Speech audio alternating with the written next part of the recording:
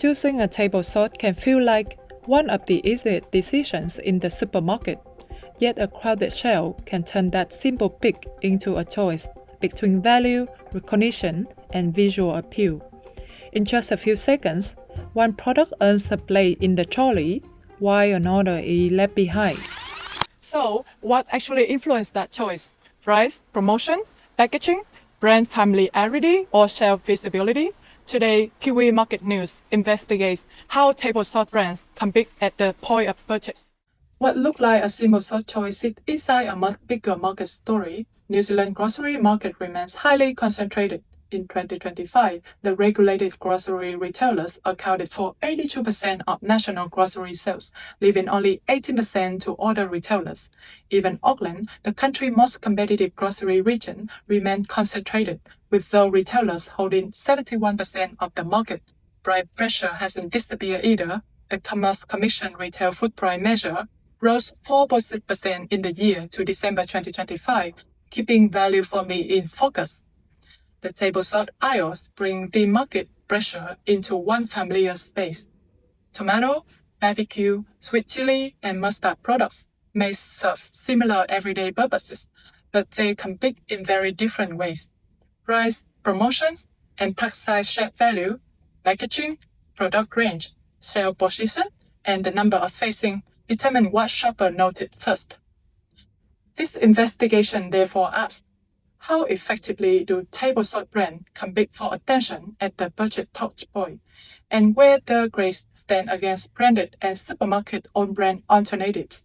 Through 30 minutes observations capture constructing supermarket context, Woolworths Auckland City on Quay Street, Sunday from 5:30 to 6 p.m., and Park and Safe Cleanliness, Friday from 11 to 11:30 a.m. The scope covers shelf and category layout, price and promotion cues, the wider store environment, and visible shopper actions such as pausing, checking labels, comparing products, and selecting an item.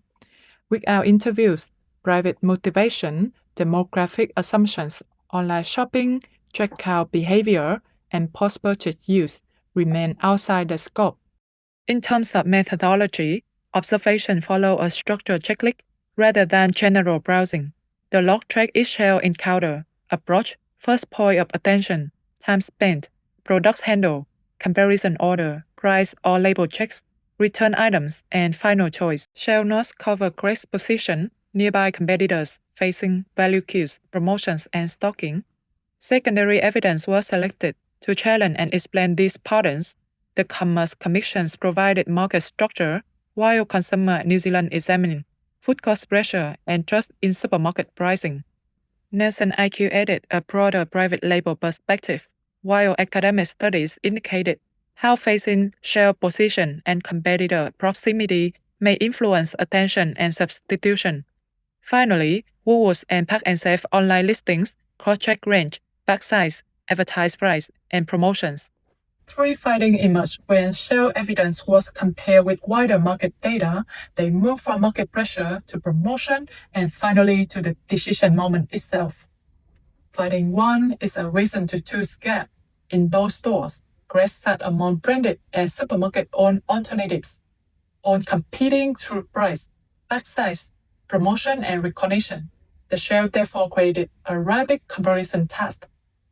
This matters because value pressure is structural. The Commerce Commission described Park and Safe as a lower price format with stronger appeal among price-sensitive consumers. It also reports that Park and Safe had gradually gained market share from Woolworths, linked to shopper search for value, although the shift established in 2025. NIQ's 25 market survey reinforced the wider pattern. 68% view private labels as good alternative to name brands, and 69% associated them with good value.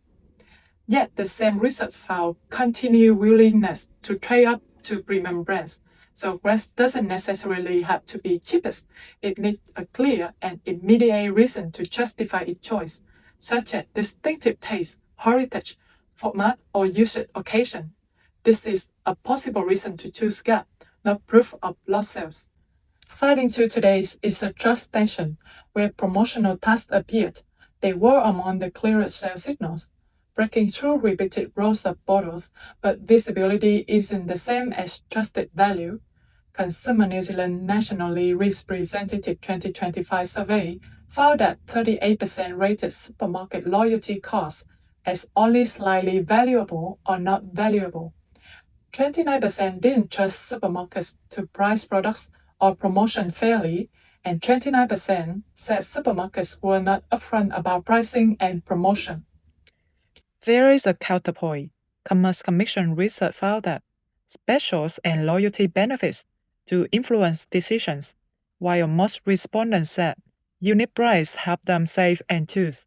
So promotions may successfully attract attention even when shoppers question the saving.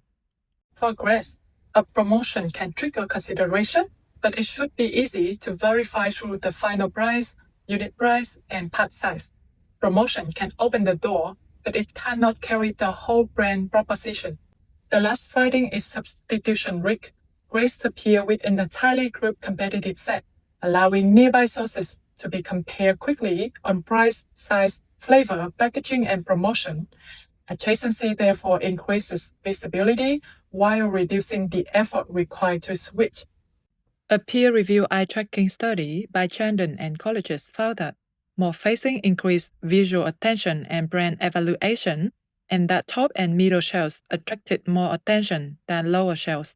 Crucially, attention alone didn't guarantee choice. A 2024 peer-reviewed study adds another layer. It found that private labels positioned close to national brands on the same shelf were evaluated more favorably because perceived quality increased. This doesn't prove the same effect in the table sources, but it suggests that a nearby supermarket brand may benefit from comparison with an established brand. This helps explain why adjacency can be an opportunity and also a vulnerability. With enough facings, a visible position, and a distinctive cue, Gregg can enter consideration, but if a neighboring product communicates more clearly, the same position can accelerate substitution. This is evidence of sales risk, not a causal claim about sales. Across all three findings, the pattern is consistent. Share presence creates an opportunity, but not a reason. Gregg need to be visible, easy to compare, and immediately meaningful. These takeaways are useful, but they should be viewed within the study's limits.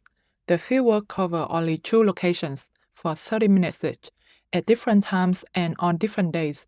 It therefore reflects 2 specific retail settings instead of the wider Auckland market.